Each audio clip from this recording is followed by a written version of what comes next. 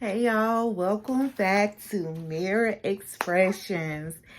And today we will be reviewing Married to Medicine, Season 9, Episode 8, The O Shot. But before we get started, if you have looked in the mirror and you feel A1 with what you see looking back at you, please drop a mirror emoji down in the comment. That just lets me know that, hey, okay, it's all good over here. And if not, as always, I encourage you to take whatever avenues that you must to get back to a healthier you. Yes. All right, y'all. Before we get started, is also, I want you to take a moment and hit that like button, you know, the one that's like a thumbs up. Yep. Hit that and then hit that subscribe notification so that you will be notified each and every time I upload a new video. All right, y'all. So the show, I'm sorry, come here. So if y'all haven't seen my latest video, I have special guests with me. And so this is Pepper. This is my little sister. And there's another one, Orca. She's coming in now. She wants her camera time too. Come here, sweet baby. All right, this is Orca. They're staying with me, but they're really was Pepper is the one keeps knocking my camera and moving it around. So if you see it moving around, just know it ain't no shady equipment. That's my little sisters over here trying to get their camera tied in. All right. Hopefully they'll settle on down. I'm sure Orca will. She's the calm one. Pepper's the little feisty one. And but so Pepper is probably will be the one that keeps interrupting. But anyway, so the show opens up with Quad. She's teaching Mason how to tie his shoe. They're so cute together. I just love Quad and little Mason. Contessa's in the gym with her trainer. And he says that it looks like she brought back some of her partying with her. And I was like, well, damn, you know. But I guess as a trainer, he is trained to notice all of those different, even though for us, it may seem so insignificant. But apparently she packed it on. She didn't eat like she was supposed to. So he just said, you know, that they got a lot of work to do. Simone's meeting up with a patient. Anila is talking to Kieran about the trip. And, child, I was just like, Anila, shut your mouth, girl. What happens in Vegas stays in Vegas. You know what I'm saying? And she's going on to tell him, oh, I was drunk the entire weekend. So, of course, we get a couple of flashbacks, right? Then she goes on to tell him about Toya saying that Eugene's penis was little. And then they asked about a wife swap. And Toya said that if she could, she would swap. She would swap to get Kieran because he looked long. I was just like, oh my gosh. Toya and Anila talk too much. They are too much alike. I don't know if y'all noticed every time, especially when they were on the trip, and a question was asked, like when they were in the sex shop store or at their dinner, and they were answering the questions, they always answered the questions the exact same way. They too much alike. They talk too damn much too. I was just like, God dog. Kieran was basically like, I don't want to hear all that ish.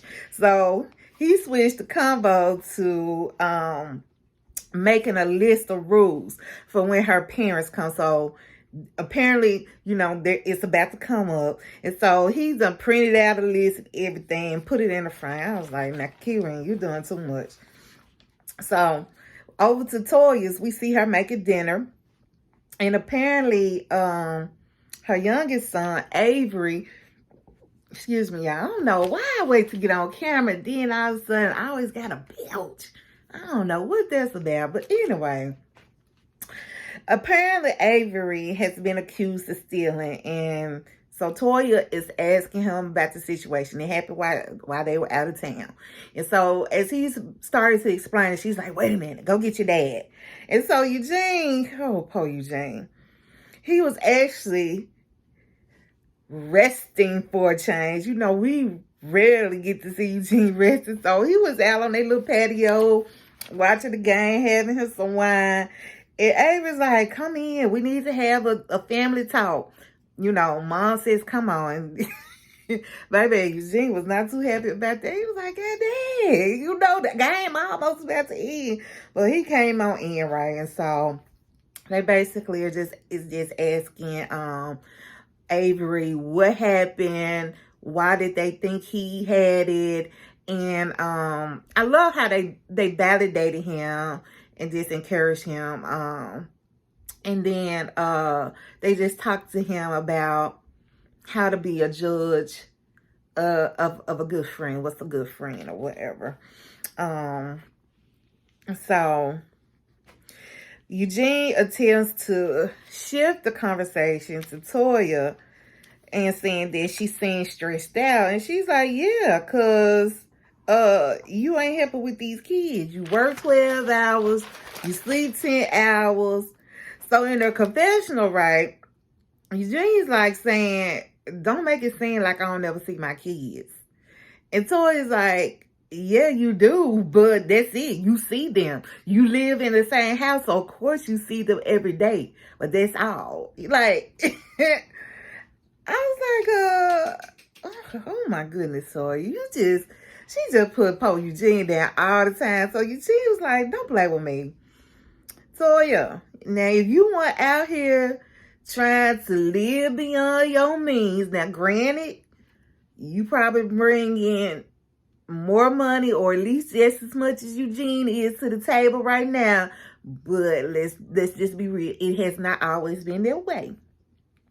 And if you want out here trying to keep up with the Joneses, Paul Eugene want to be out there breaking his back at work to support your fetish of trying to live beyond your means. Oh, and he would have time to see his children. Heavenly has an appointment with Dr. Jackie. And so this is not just a friendship thing. This is a business. So they're talking about her being menopausal. She's done some lab work. And she just explains to her what it means, how they can treat such and such, you know. And then Jackie invites her to participate in getting an O shot, right? That will help her with her libido. And they'll, get a sex drive back and all that. So she, Heaven is kind of hesitant at first, but she does agree. And then she goes on to talk about how her mom has been sick, and she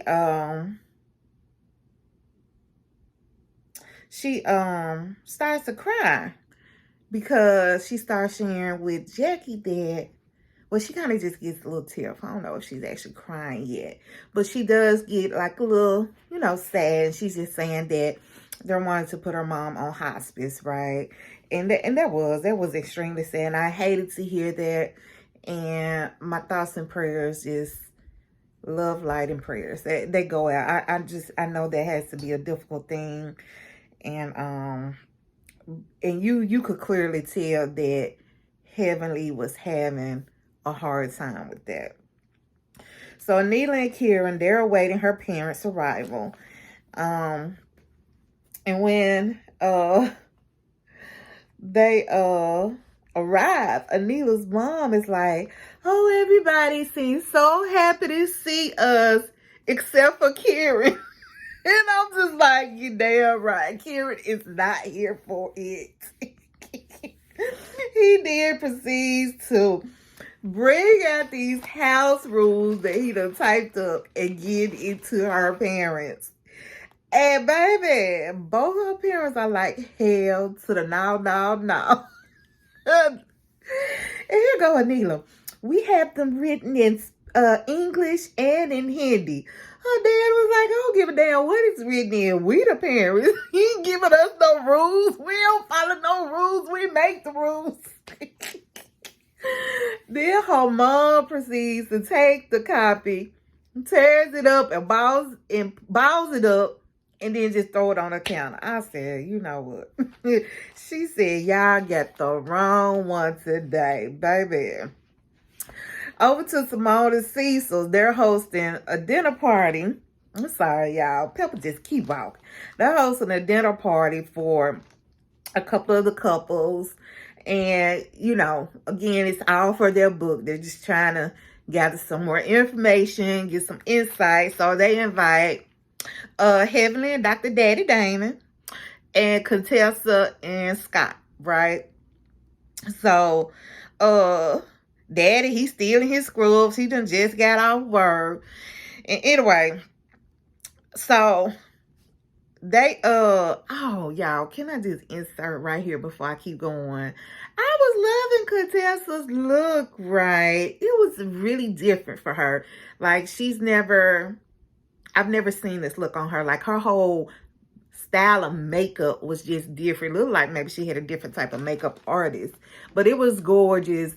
And then her hair was styled differently. And then, like, the color was like a reddish, not like a bright reddish, kind of more like an auburn type of color. Like, it was really cute, though. It was giving me kind of like a retro look, like retro sophisticated, oozing a little sexiness, and it was cute. It was cute. That's all. So, oh, let me see where I'm at in my notes, because I just done got sidetracked. But anyway, so Simone mentions how she wished that Cecil. So the ladies are talking right now, and the men, they're out getting some drinks. So Simone mentions how she wished that Cecil was a yes man. And in their confession, Heavenly and Dr. Damon said that if she puts it in her mouth, she can have whatever she wants. Oh, child. I said, I know Dr. Damon. The hands are full with that doggone Heavenly. I be wondering sometimes, like, what does he think with Heavenly be saying stuff like that? He couldn't even say nothing. So the dinner started, and Cecil brings out NDA, right? So that he's like, everybody needs to sign so that we all feel safe enough to talk. So you know that was a dig at Heavenly, right? Of course it was just a joke. He was just joking. But baby, why Dr. Damon was like right there, like he was looking for a pen, like, okay, I love me some Dr. Damon. You know, he'd be ready to ride for you. I'm telling you. So anyway, they were seated, like the men were all on one side of the table and the women were on the other side of the table. And we find out that Cecil and Simone met each other as neighbors back when they first started today. Scott and Contessa, they started talking about when they met and what brought them together as well. So I just kind of said Scott must have been horning around back then too, because baby, he could not remember when he met Contessa. He was like, was it my last year of this or my first year of this? And my sister's in there fighting. Did you hear him? But anyway, and I was just like, oh, Scott, get yourself together. And then the thing that brought them together is that they realized they were about to both be debt-free. Romance without finance is a damn nuisance. Oh, okay. How romantic. Not. So they're discussing different topics, and Dr. Daddy Damon, he says, I don't think, you know, how he talks so nice and chill and calm. I don't think that women realize how painful your words can be. With men, it's different because there's no BS. Here you go, Contessa. Are you talking about Heavenly? And go look at her. Damon says, no, I'm just talking in general. And Contessa talking. Contessa gonna say, maybe I'm a man because that's not me. Now Contessa again. Now these streets are already talking that you kind of be playing double dutch out there, but let me not, y'all. Let me stop playing. But I'm just like, Contessa. Now you know. Like, at least just keep it real, because you say things that are painful too, and you hold on to grudges versus just letting it go, how Dr. Damon was saying the men do. And so I was just like, oh, Contessa just does not like to take accountability.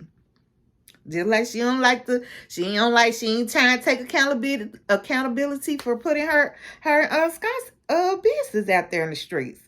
But anyway,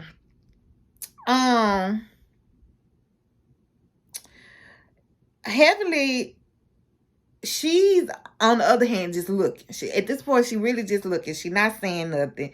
And so Dr. Daddy goes on to say he does tell. He doesn't tell a lot of personal things to the group because he doesn't want to be turned around and used as a punchline, right? And Simone leans over to Heavenly and she asks her, do you hear what he's saying? Heavenly responds by saying, he's talking about y'all. And Simone and Contessa in unison were both like, he's talking about you. And Contessa goes on to say, you're the culprit. You're the culprit.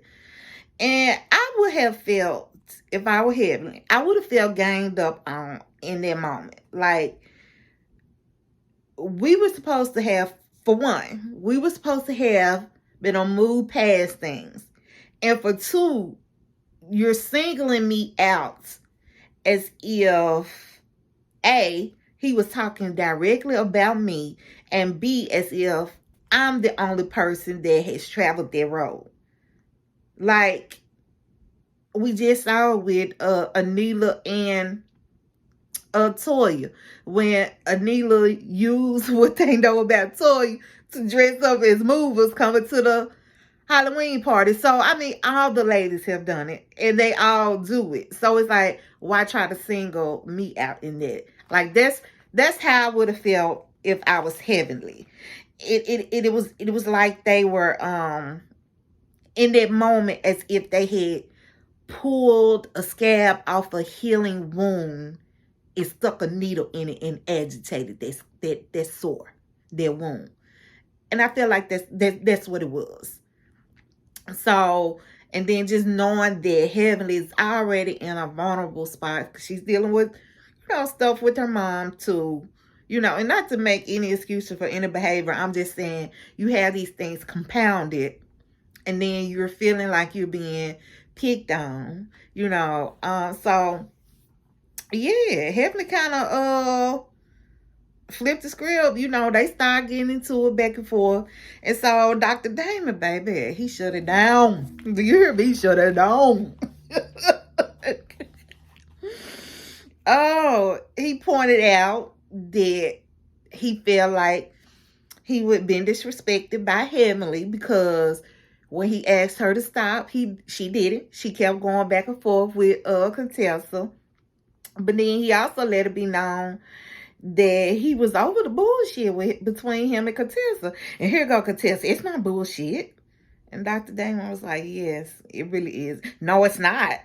And I'm thinking like, Contessa, it really is. It really the hell is. And then, here go Contessa. She in her confessional. Don't lecture me. I'm not your wife.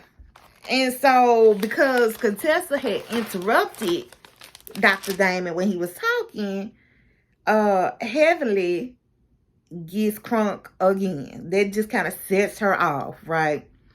And so she tells Contessa to shut up. And in turn, Contessa tells her to shut the fuck up. And so, all hell just break loose, right?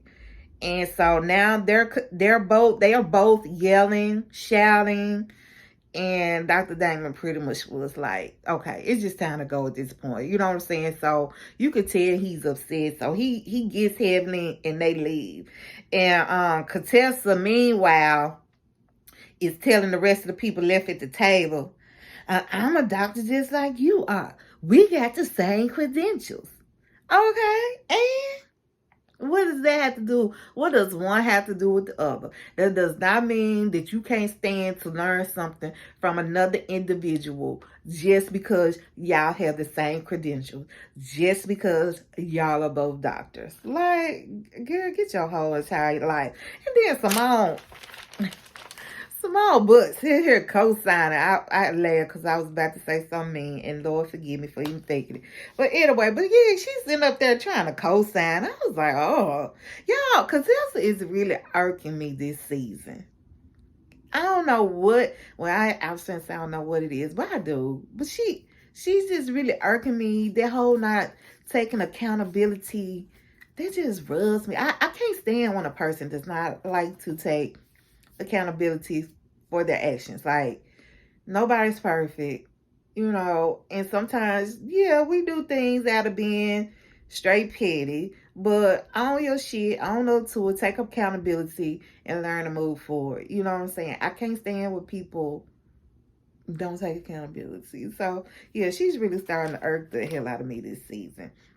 But, anyway, so while they're out at the car, Dr. Damon, is getting heavily in the car. Cecil comes out and, he's talking to Damon about not being so hard on Heavenly.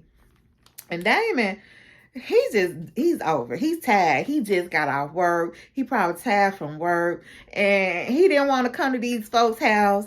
And he wants to, have all this. He wants to have a peaceful evening. So he's just over. I have never really seen Dr. Damon like that. I don't even think I've ever heard him use profanity before, but he said that I'm tired of this bullshit between y'all. But yeah, and he basically was not ready to talk to her then. I think he told her, let's just be quiet for right now. On this way home, I need a moment. And sometimes you do. You need those moments when you're heated. Sometimes it's best to take a moment and then come back and process. So, because sometimes you need time to process by yourself. Like, I'm one of those people. Like, if something's happening, if I'm very upset, in the moment, I would probably be too hot to talk about it. Or even so, and I know that about myself, so even so, I would just say, I need some time.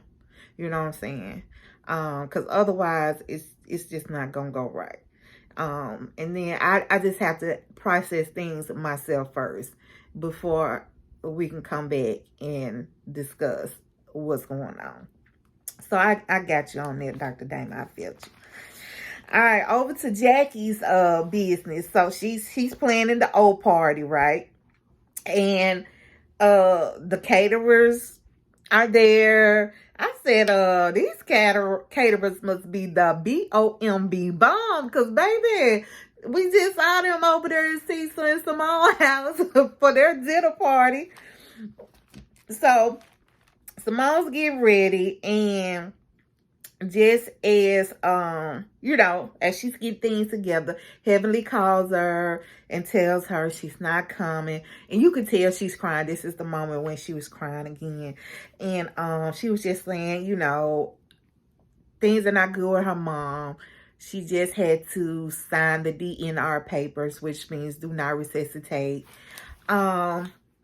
which I can get. Like, even though the prospect of being on hospice is a hard thing, when it comes down to signing those DRN papers, a lot of people struggle with that, because that's kind of like you saying there's not going to be any life-sustaining measures taken if that person were to code.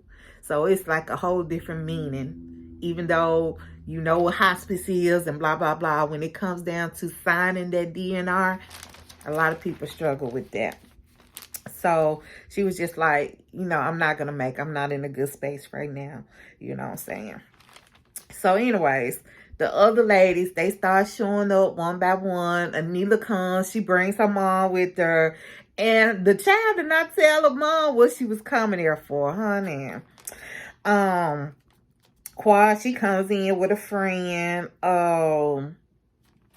So they're discussing, they're eating, they're discussing who's going to actually get it or not. And Qua was like, she didn't know she was going to get it because she felt like if she does, that'll be her doing half the work for the men.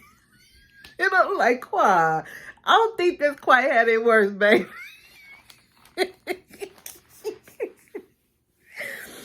So we see Dr. Jackie drawing their blood. So that's essentially what she does. She's gonna draw their blood. She separates the plasma, and then she injects it back into the vagina and the clitoris. So that's how the O-shot works. Anila's mom is telling her she's not gonna do it. She mean it as in Anila, like Anila can't make her own decisions, like she ain't a grown ass woman. Like, I'm like, what was that about? And Anila listened, like Anila wanted to get it done. We saw Anila getting her blood drawn, but when it came down to the second part of that, her mom was like, no. And Anila followed suit. I said, oh, I see why Karen does not want that mama around, because he know who the real boss gonna be up in that house when her mama is there. So anyway, out in the so let me see. Oh yeah, Simone goes back. She goes first. And baby, when she get back there, honey, Simone is trying to take over. I was like, Simone, sit your butt down and let Jackie do her job. And I'm just like, you know what? I think it was said, but it is a saying like in the medical field that doctors and nurses make the worst patients, I tend to disagree being that I'm a nurse, but hey, I might be a little biased. I might be. Out in the waiting area with the other girls, Anila and Toya, they're talking about what happened with Heavenly and Contessa over to Simone's, right? And so Contessa was like, y'all know I can hear y'all. So Toya was like, I heard you check Damon. And here go Contessa. Yep, something like that. And so, baby, Quad stepped in for her friend. I said, that's right, girl. Defend your friend. She's not there to defend herself. And so they really shouldn't have been talking about it like that. But they always talk about all each other. So it was what it was. But Quad stepped in and she got them together. She gathered them and she just let them know that, hey, this is what Heaven is dealing with. So she feels the end about her mom, and Contessa decides to pray. I'm just like, you know what? See, this is what I talked about last time with, I'm all for prayer. I'm a Christian. I believe in God, and I do know prayer changes things. But like I said, I kind of just feel like she's using it so manipulative. Like, all of a sudden, she said, yeah, I'm going to pray, because they were praising her for still being able to pray, even though they're in a bad spot. Yeah, that's still my sister, and I love her. Now, Contessa, you wasn't doing all that the other day when y'all was out to dinner. You know what I'm saying? I'm just like, oh, child. But anyways, so they pray. They get in the circle and they pray. And Simone comes out when she's all done. She says that, oh, this feels like a little beast thing. When Toya's done, she comes out and she's like, it feels like I gave my vagina some Patron. Toya, the word is vagina. It does not have an R in it. It's not vagina, as if you were saying Virginia. It's vagina. Practice with me. Vagina. Y'all, if I heard Toya say vagina one more time, she said it about 3 or 4 times. And the first time, I was like, okay, maybe I misheard her.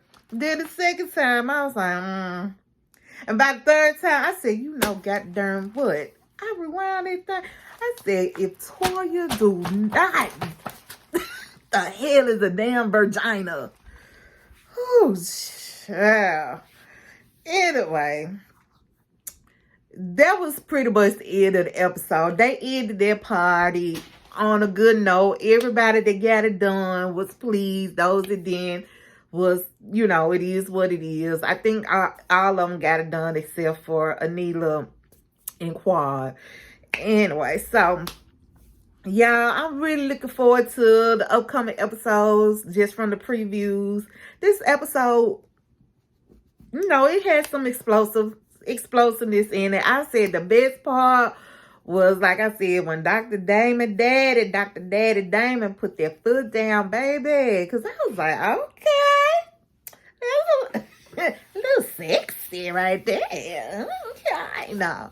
But no, because that was just unusual to see that from him. So, but anyway, y'all, until the next time, y'all make sure they drop in these comments. Let's discuss something. I want to know, would y'all get a no shot to my lady watchers? Would y'all? I would. I definitely would. Like, I would be down to do something like that. Oh, for sure. Anyways. But let me know y'all thoughts. Did y'all like this episode or not? Are y'all over Contessa? Do y'all feel like the beef between her and Heavenly is bullshit? I want to know what y'all thought about Dr. Damon this episode. Yeah, let's just talk about it. Let's discuss down in the comments. Anyway, y'all, that's all I got for you. Until next time, I pray for you. You pray for me. And we will what? Bye, y'all.